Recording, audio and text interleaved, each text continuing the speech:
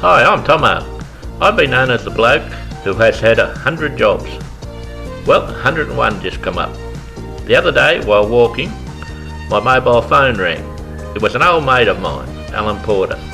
Now, Alan has an engineering shop on the Gold Coast and he manufactures dredgers, which he sells all over the world. He asked me, "Listen, can you do a little job for me?" Now, I've been caught before, so I asked him, "Doing what?" "Oh, I just want you to tow one of my Kangas to Lightning Ridge and meet me there on the 15th of the month. All expenses paid." I told him I thought they had enough kangaroos in Lightning Ridge. He informed me that Kangas are not a kangaroo but a piece of machinery. He said, "Listen, you better come over and have a look at this." So I set off to find out what a Kanga looked like. I used to own earth moving back in the 80s, but I've never seen a machine so small do so many things. It digs, it sweeps, it lifts, and it grinds stumps, and that's only a little of what it can do. He must be doing something right. A big company in New South Wales ordered 25 to drive stakes to plant 400 acres of grapes, and one order alone from the United States was over 100. So that's how I got my trip to the Opal fields. I've given myself plenty of time, for I want to spend a couple of days in Moree. Moree was the town that I went to when I first went to the shearing sheds, and I haven't been back for 32 years.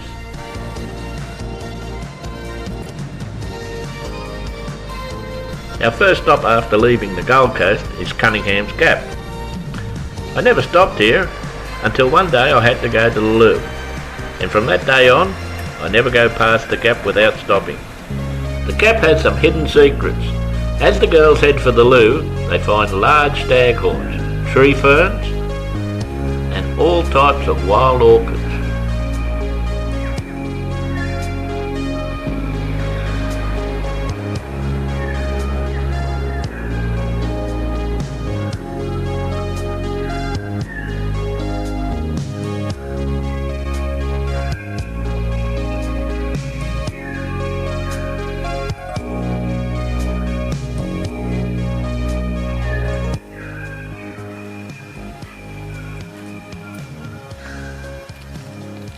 Cunningham's Gap was our last big hill.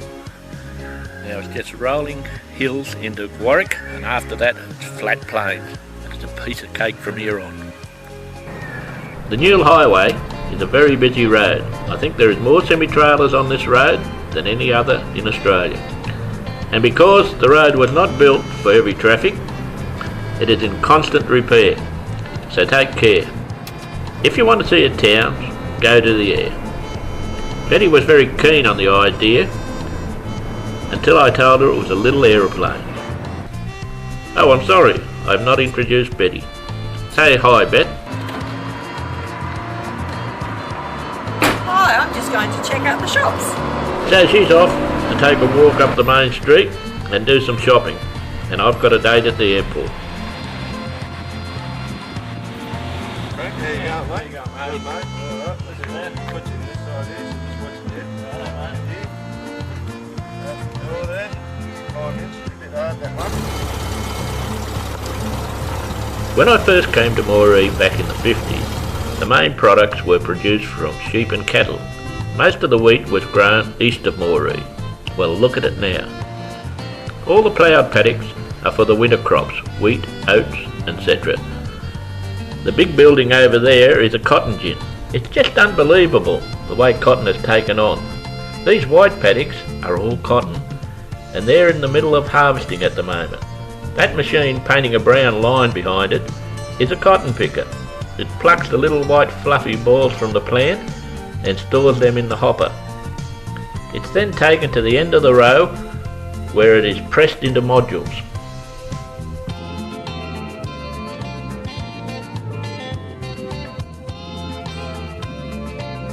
These modules are compressed down in a great big machine. And have a look at the size of them. I don't know what weight's in them, but I wouldn't like to have them sitting on my toe. That's how compressed it is, you can't even put your hand in there. If you walk through the cotton like me and Betty, you'll feel that you're in fairyland with all these little white fluffy balls around you.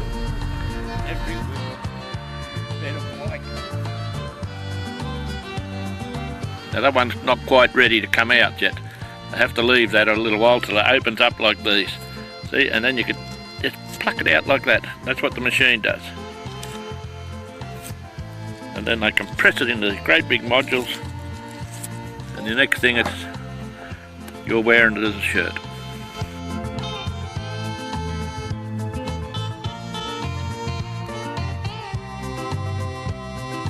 We're going out to a favourite fishing spot of mine.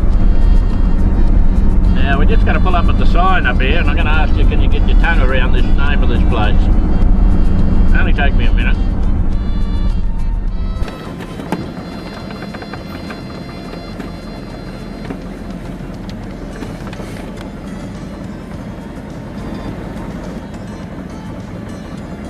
No, it's pronounced Palamalawa. The locals call it Pally for short. Let's go and see if there's any fish in there.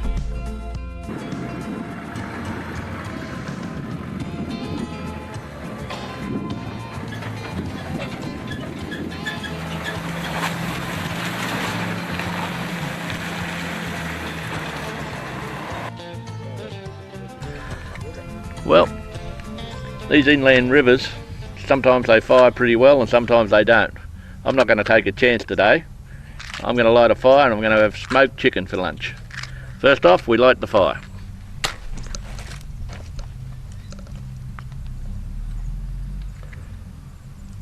Righto, what we're going to use today is mountain ash. It's just a sawdust, pretty heavy sawdust, got a few chips in it. Sit that down there, level it out. It's only about ½ an inch. Then we put the cake rack in, and in it goes. Now just make sure that the cake rack's not touching the sawdust. Now we get our chicken, take it out from underneath the tea towel, because Louis the Fly was getting at it. Now all we got to do now is paint it with brown sugar and rum. A bit of honey in with that too. Now we just stir the honey and sugar and rum all up together and proceed to coat the chicken. Just give it a nice coating all the way around it. Put a bit inside it too, over the legs, and we'll give it a baste as we're smoking too, around about 10-15 minutes.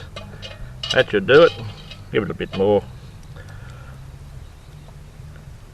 Righto, put the lid on and onto the fire. Now you can see I haven't got a great deal of flame on it. All I need now is enough heat to make that sawdust smoulder. That should take around about 30-35 minutes. Now we just had these little traps in. There's another bait you can use here for fishing. If I can get one out.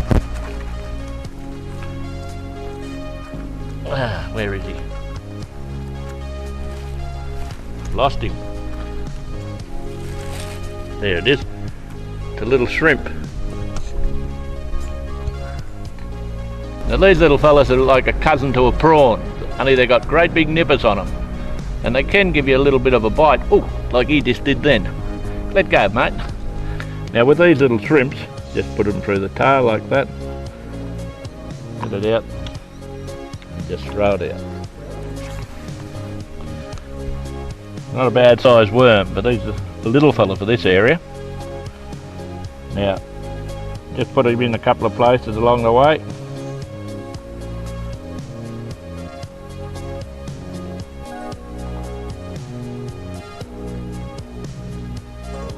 And let him wiggle on the end of that.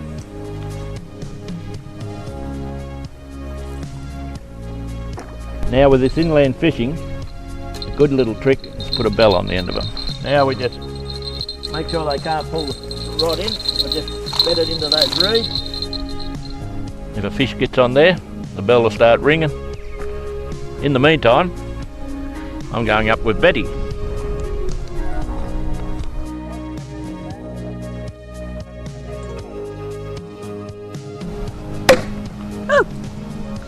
Now, it Doesn't get much better than this. The fishing line down there. Whoops, Bet, I'm spilling your wine. Yep. You can have that one. And relax while our chickens are cooking. Lovely.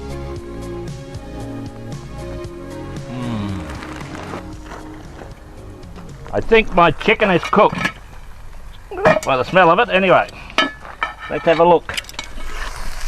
Oh, look at that. Now, just stick a thing in.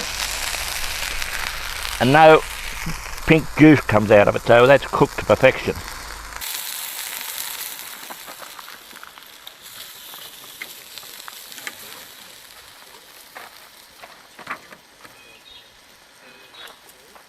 Beautiful.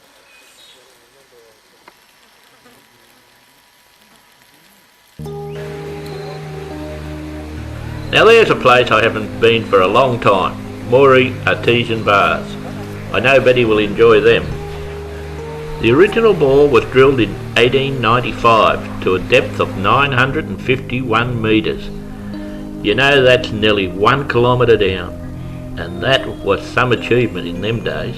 The water temperature is 41 degrees, and you can use the spars on any stiff joints, which gives great relief. The bar's management works closely with the Australian Arthritis Foundation. The mineral makeup of the water works wonders. There are two main rules.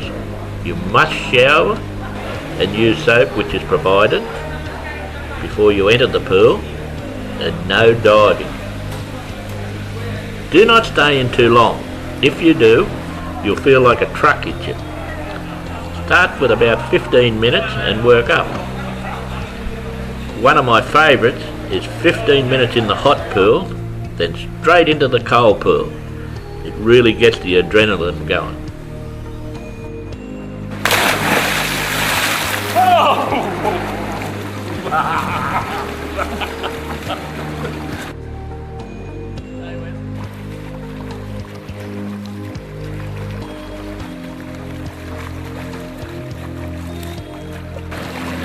Oh, I used to be able to do 10 laps of these pools.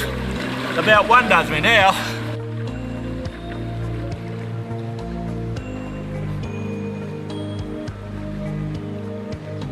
There is a good range of accommodation near the bars. We chose the Bath Motel. Well, I always knew Moree people were hospitable and friendly, and it has not changed. Michael, the proprietor of the Bath Motel, has cookouts on special occasions, and tonight is one of them. He invited us. What a feast. Looking pretty good, Michael. Ah, excellent.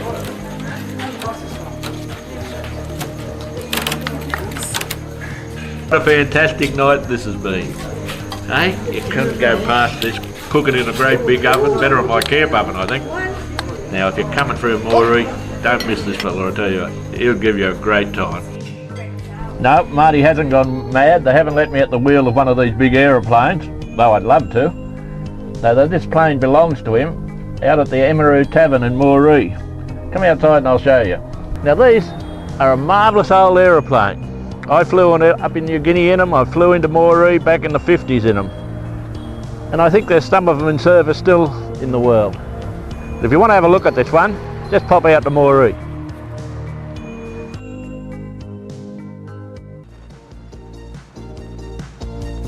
Well, it's time to leave Moree and head towards Lightning Ridge. Just a short way along the Collarindaby Road, and I come upon something that looks like a circus parade. No, it's just the farmers shifting all their cotton harvest to machinery. With pickers and bins, etc., there are 15 machines. When I leave Collarindaby, I choose a shortcut. I want to see some wildlife, so the back roads are the way to go.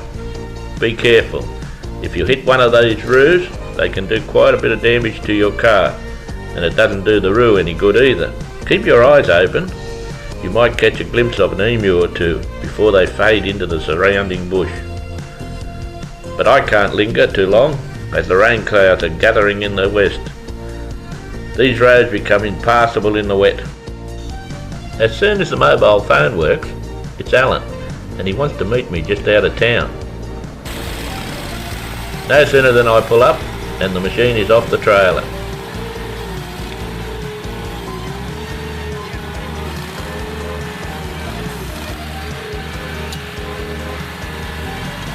And Alan is drilling a test hole with the borer.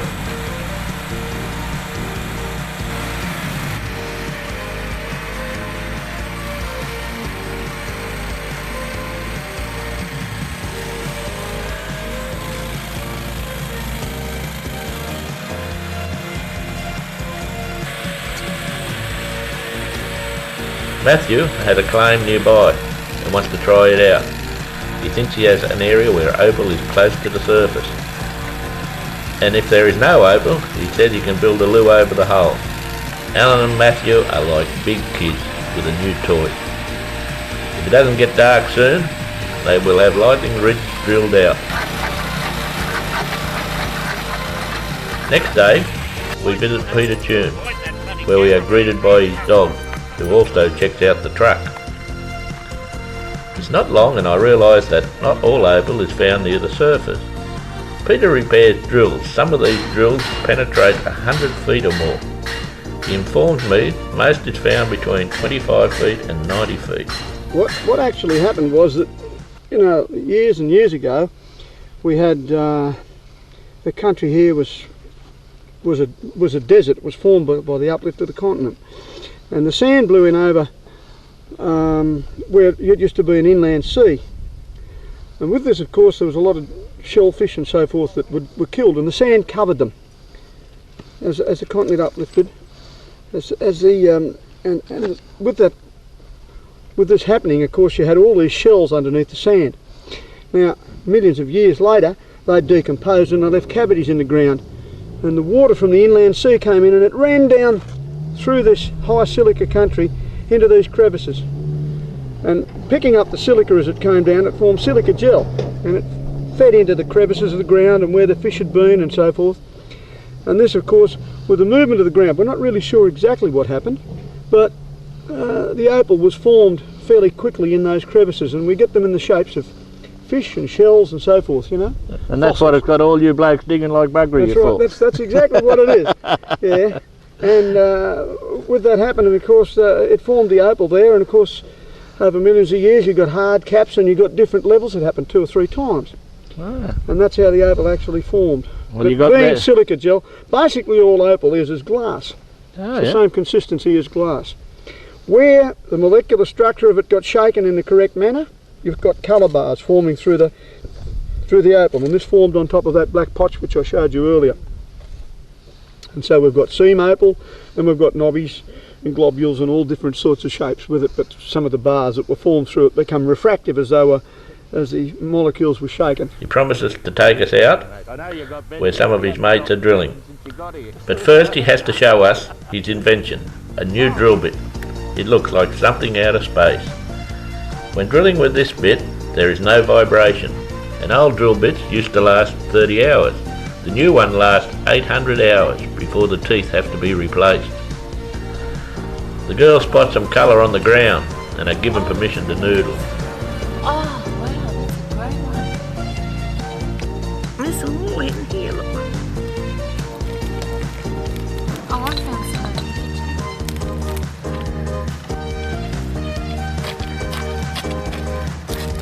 I wonder if you get us a little pick, I think, Benny.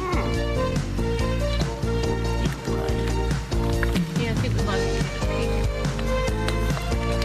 Oh, there's one. Yep. There's one there. Obviously they've got to be clean, but Yeah, they've got to be washed. it's not very hard, is it? Last night I checked out the notice board in the pub. There are a few leases for sale. The rain has set in, so our drilling lesson has to be postponed. The rain doesn't seem to worry these kangaroos and emus as we head out of town to one of the mining areas, where it's touch and go whether we get bogged or not. The mine is owned by Macca Mackenzie, one of the real characters of the field. It's raining too heavy for formal introductions on the top, so it's straight underground. Just be very careful, Frank. Keep that camera going in case something interesting happens. I didn't meet the lady's real name. Sheena and Betty. Pleased to meet you, Betty. That's Rena, is it? Sheena. Pleased to meet you, girls. I'll give them the message I went down when I couldn't feed it. Yeah, this is only 26 feet. I mean, I've worked 60 foot's the deepest I've worked out here. Alan is the last one down, and you can see his eyes light up as he enters this wonderland. I've been down a few mines in my time, and you are flat out to get someone to explain what's going on. Not so with Macca. He's a book of knowledge. And I can't show you any bloody colour because I haven't seen any for about 6 months. But I'm hoping that the next claim will produce for me. Yeah. And these hard areas here, this is what they call a blow here. Very hard, very hard area. See how it's like cement, like cottage mix. It's that bloody hard, mate, to try and... That's that reddish stuff, is it? Yeah, and see the gravel all through it? Yeah. That's all gravel and sand, see? And we've got to have them because blows make you money, but it hasn't made any money for me yet. This is where you find the overlay. Well, the blow, you've got to have blows, that's part of the process, you know, and some blows make it and some blows don't. I hit one here and it looks like I've hit another one up the front here too. So they're coming pretty regular here, and that's not a good sign really. Is that one there? Yeah, that's another one there, mate, see? Yeah, I hit him here. That could be a little... Well, again, I have had a good opal come out of the blows, in the blows, you know what I mean? As you can see, there's potch. See, there's black potch up there, black scented potch. Oh, yes. Right, all right. Running up there. Yeah. Running right through it. And there's another one here. He had on his driveway. There's another one here. That's grey there, right? Now, what do you think of the little Kanga? One hell of a machine, mate. Yeah, I wouldn't part with it. No. You've done a fair bit of work with it? I've done a very lot of work with it. Yes, it's. I wouldn't be able to tell you how many tons of dirt that's moved for me. What? All this in here? All this, and equally as much work has been done in other claims with this as what has been here. How many other claims you worked with? 7. 7 with this one machine? With this one machine. And she's still going with it? Exactly the same motor. That speaks for itself, doesn't it? Same motor. Yep. Eh? Everything's original as I bought it. Yeah. But you're a happy man with Kanga. I would. Wouldn't part with it. No. That's the way to go, buddy. If I was looking for a new one, mate, that's what I'd have. Can't get any better than that, can you? No, I can't speak highly enough of that little machine, mate. Easy to drive? Yes, very easy. Very easy.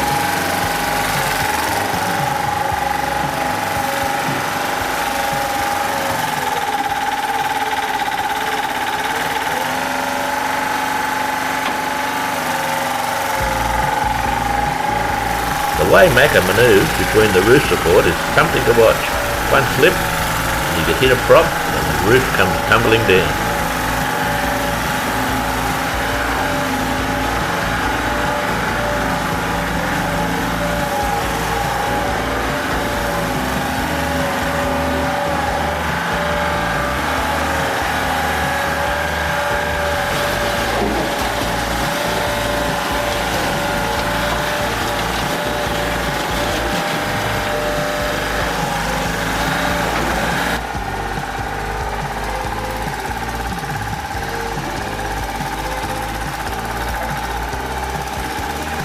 Alan has got to give it a go too.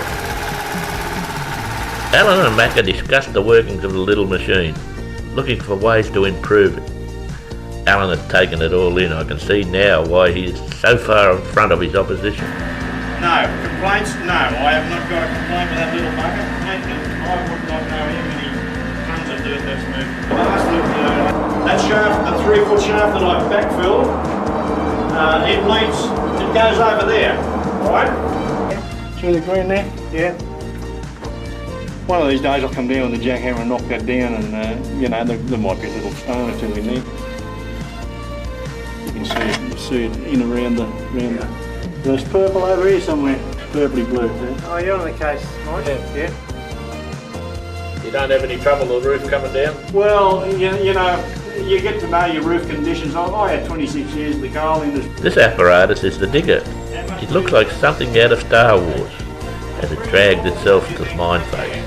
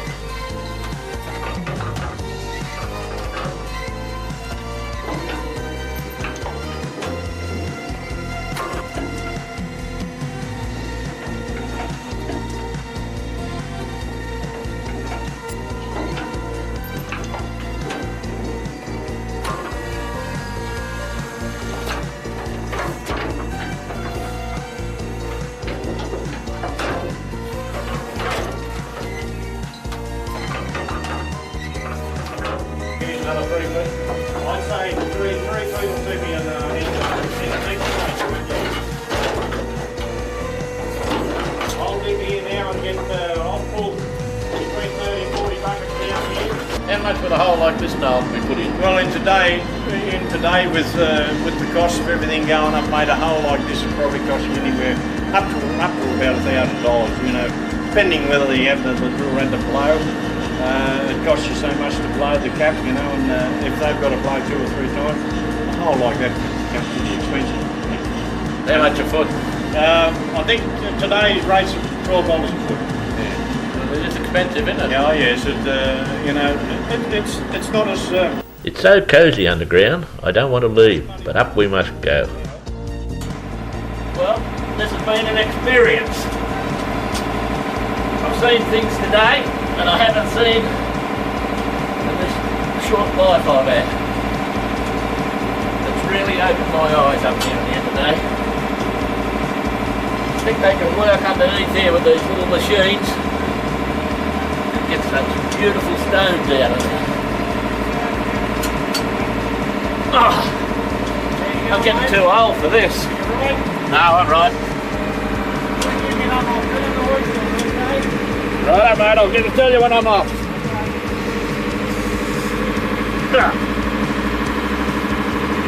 Now, one thing you've got to do all the time, tell us when it's clear. Right, mate? Seeing how so bloody dirty, hell, you could leave it here, couldn't you?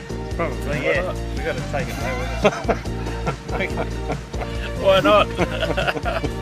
I think there's a bloke over here who wants to have a look at one too. Yeah, we've got to do a demo on the way home. We take the Kanga off the trailer and give Macca a go. He finds it a bit different to the one underground. The one underground has 11 horsepower motor. This one has 20. Plus the hydraulic motor has been increased.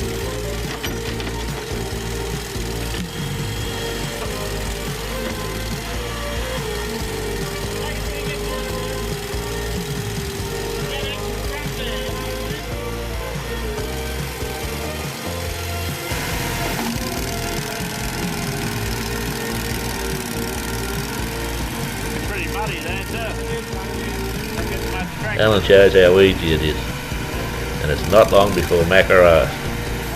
What are they worth, boy? We have to leave Macca now and find the duck, who has a mining lease up at the sheepyards. The rain is coming down again.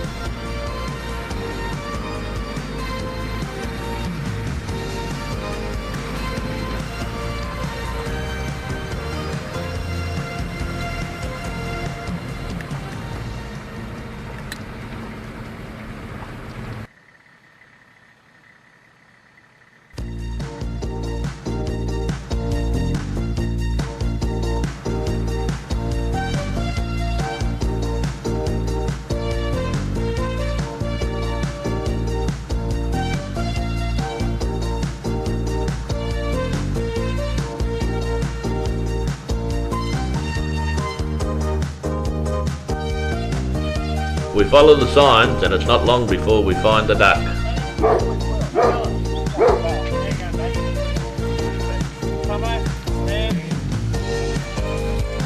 If you look around all the signs that are at his home, you come to realise that this fella has a great sense of humour. We are really privileged to be asked inside.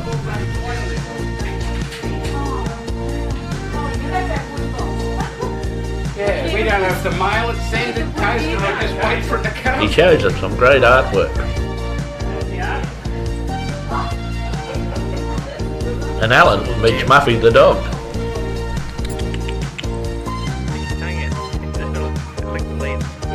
On a tour of the outside, we are fascinated with the shower.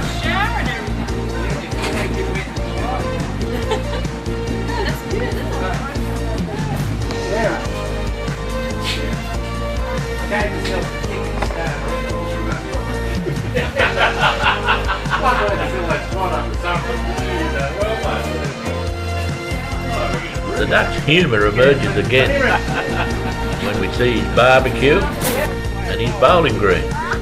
He informs us he puts a lot of work into this.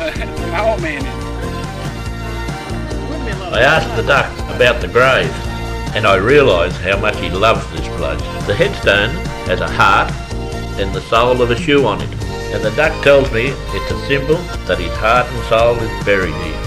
It's not long and we're off to the mine. Betty is one of the first to go down. Unlike Macca's mine, where you have to climb down a ladder, the duck has a moving platform which goes up and down.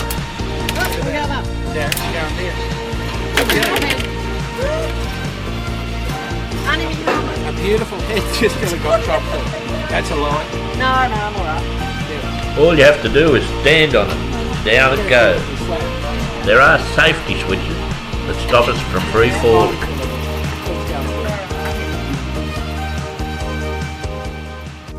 It's not long and it's my turn. What a fantastic trip. Hey! Hey, isn't that gorgeous down here? Isn't that gorgeous? Betty feels so comfortable down here, she wants to lead. As the duck beckons us to follow, I'm a bit dubious, but it's all worth it. Have a look out here. This is really get you going, this will. Nice, isn't it? Have a look at this. What do you reckon, Ducky? I reckon all the 7 dwarfs lived in here. Yeah, and stuff. They finding all the goodies, are you, like that?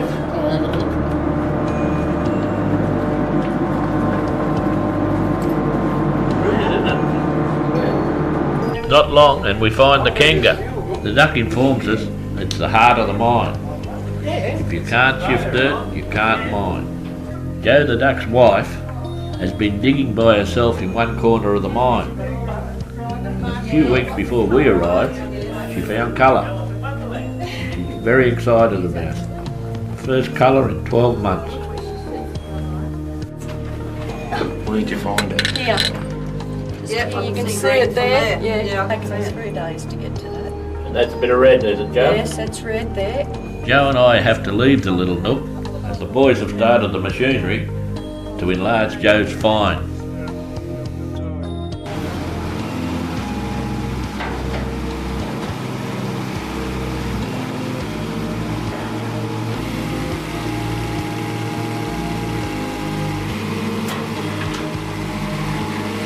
As you can see where Jo has been working, there is a very small hole to enter, and this tells me that she's dug it all by hand with a jackhammer.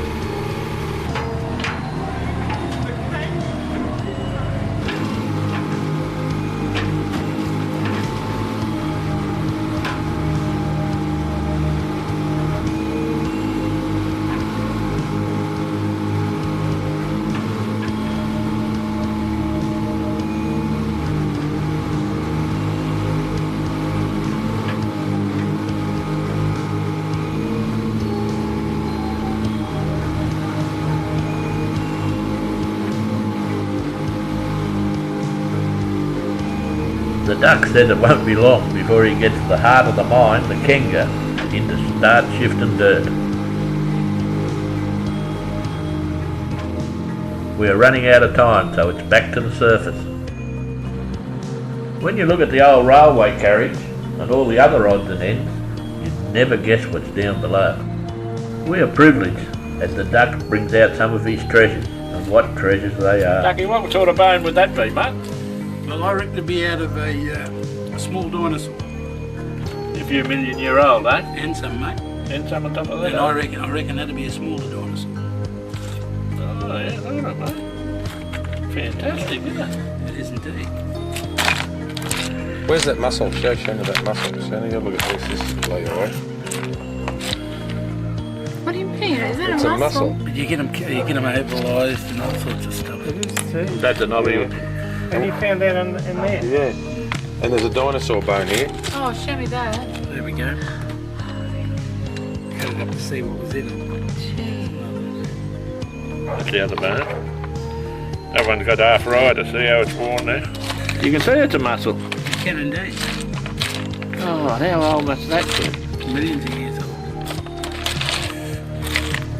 But you find all this sort of gear in there. There's another little bone. Great, isn't it, huh? Might have been out of a chook, that one. I'd say a small bantam. Small bantam. And this is the difference between seam opal and knobby opal. We wash it down in tumblers and it shows the colours on it. There's a purple one in there. Once you dig this out, You just break it up a bit and look for colour, and what colour, any bars, you usually get red or a bit of green or a bit of purple or something. Sitting on top of that where that white is, and there's your money.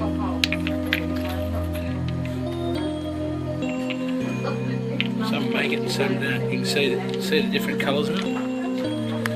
You don't know until you actually stick a saw in it and have a look. We've broke them in half and found a nice stone inside it. Well, listen to The duck reckons this old wheelbarrow was what he used before he got his first Kanga. As long as I live, I will not forget Macca, the duck, and let's not forget Joe. Oh, what great people. And I thank them again for letting the rest of Australia see the working of a real opal mine.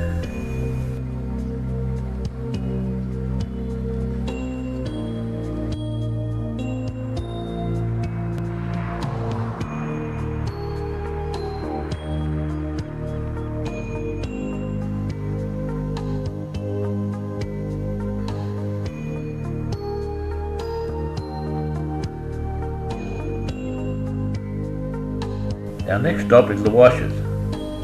This consists of a large dam with old cement mixers situated around the edge, and we are lucky to meet Richard.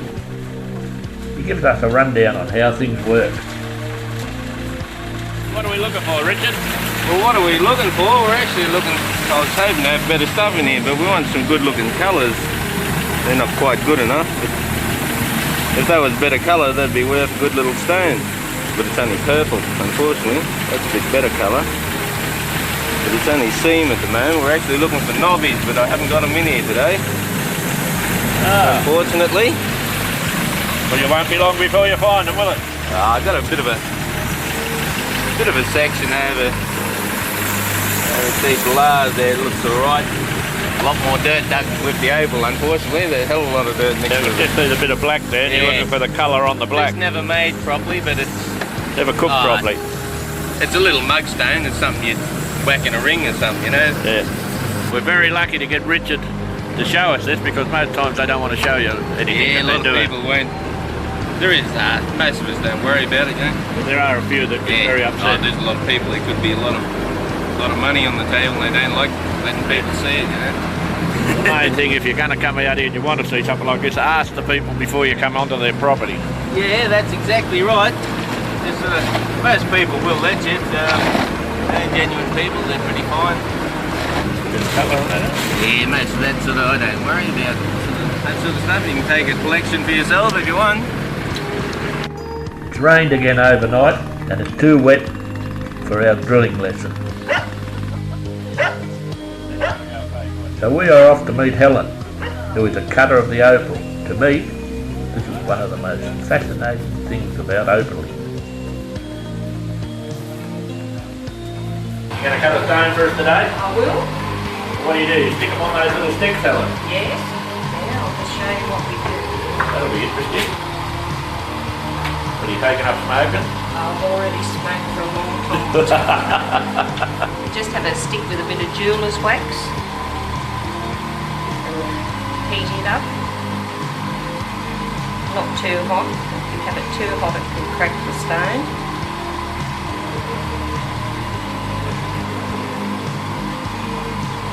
These have already been roughed down. Ready to... They don't look too bright there, yeah. No, they don't. Once they get a polish on them, the colour starts to come out in them a bit. Just take a little bit of the moisture out. A fair lump of a stone too. How many carats would that be, Helen? He'd probably be about 10 carat, that stone. It'll be a nice stone when it's cut, won't it? Yeah, it'll come up not too bad. Well, we'll wait and see how it comes up, love. Alright.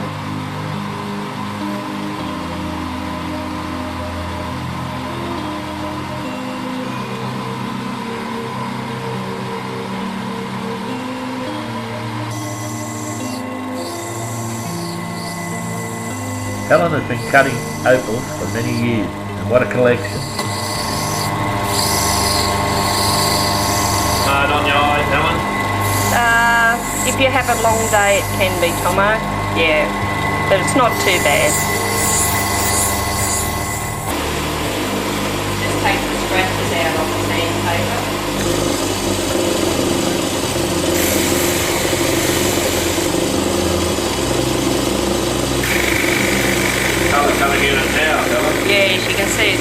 scratches are coming out and it starts to get a bit of a shine on it.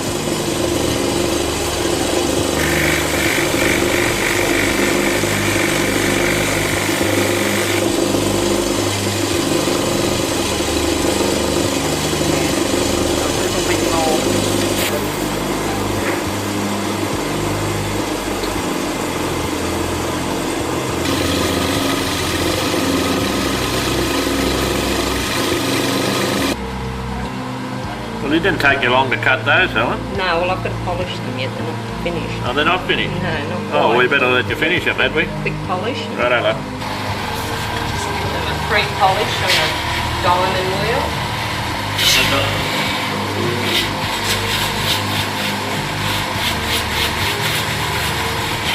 A bit of cerium oxide, which is a polish.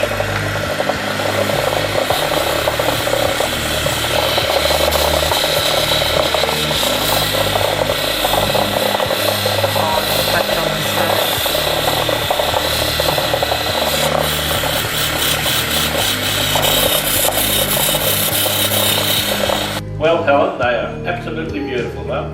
It's good. They're Certainly, pretty. you're certainly a tradesman, love, I tell you. And that only took a few minutes. Yeah, they don't take long. Well, thank you for showing. No worries, Tom.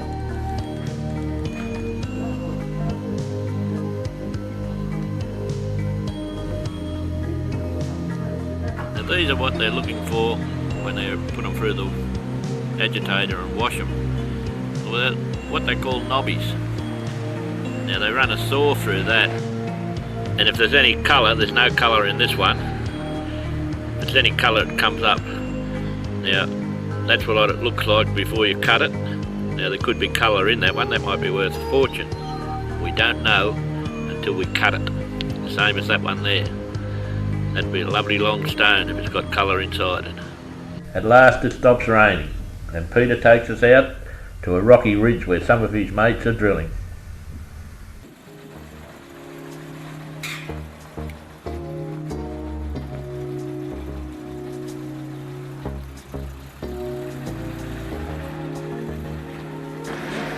That noise you can hear over here is one of these old blitzers, and they've got a drill rig on the back of it.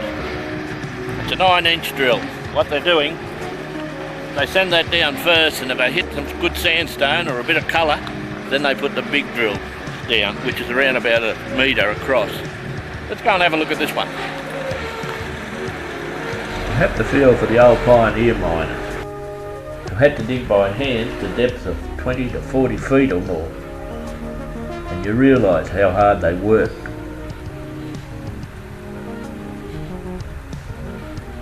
This drill can drill quite a few holes in a day, depending on the texture of the soil.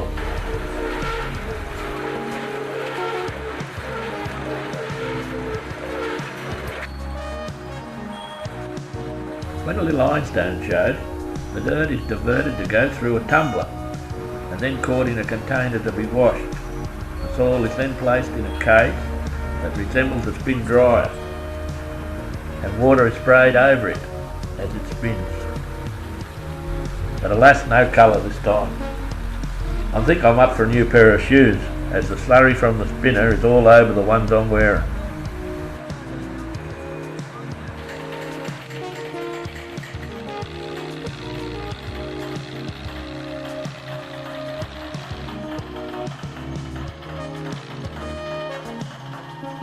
When colour is found with a 9-inch drill, Michelle and Russ come over and put down a big hole so men can get down to the opal.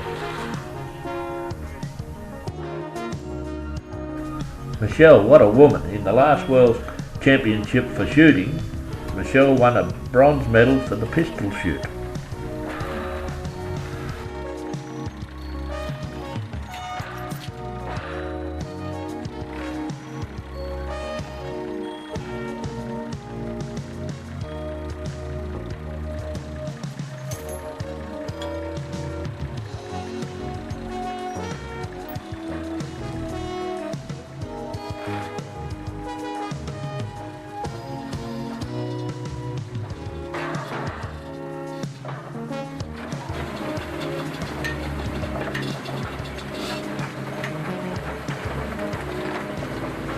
Michelle gets the boys to clear a bit of ground with the Kanga. She says there is nothing worse than tripping over stones and sticks when drilling.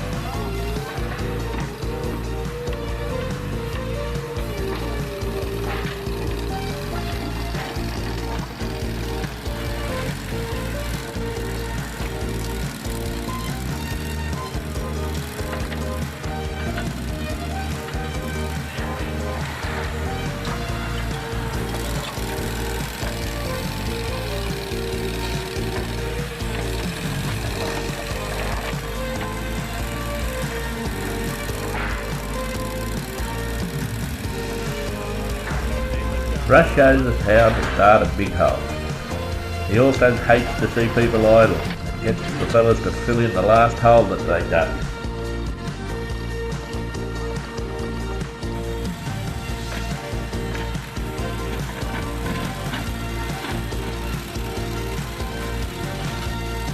The time has come to leave Lightning Ridge, and I know I will be back as I think the Opal bug has bit me. Yarra is about 6 or 7 hours from Lightning Ridge, the short way, and I've asked one of the locals if I can get through after the rain.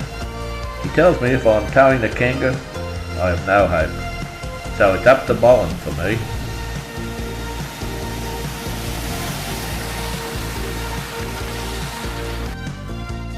I'm lucky they have not had so much rain this way. In fact, dust is starting to rise on this outback road again.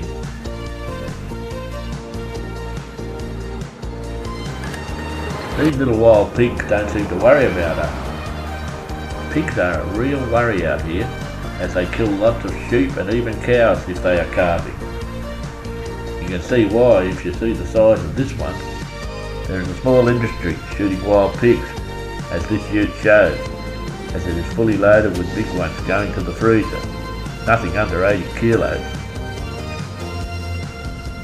I've seen koala bears south of Lightning Ridge in the Pilliga scrub, and there is quite a few around St George, but I've never seen them in between. Look at this fella, what a beauty. Rain threatens again as we head for Yarra. After leaving the Paru River, we see evidence of the rain they've had up this way. The potholes are full of water, and I have to remind myself that this is only a two-wheel drive ute, not a four-wheel drive.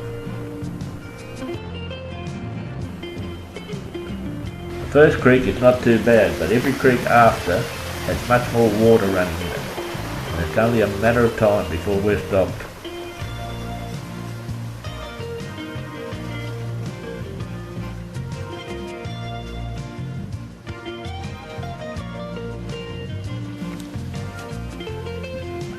Now I've crossed a couple of creeks with a fair bit of water in them. This one, I've got no hope. And I've got two options, sit here or go back to the Elo pub.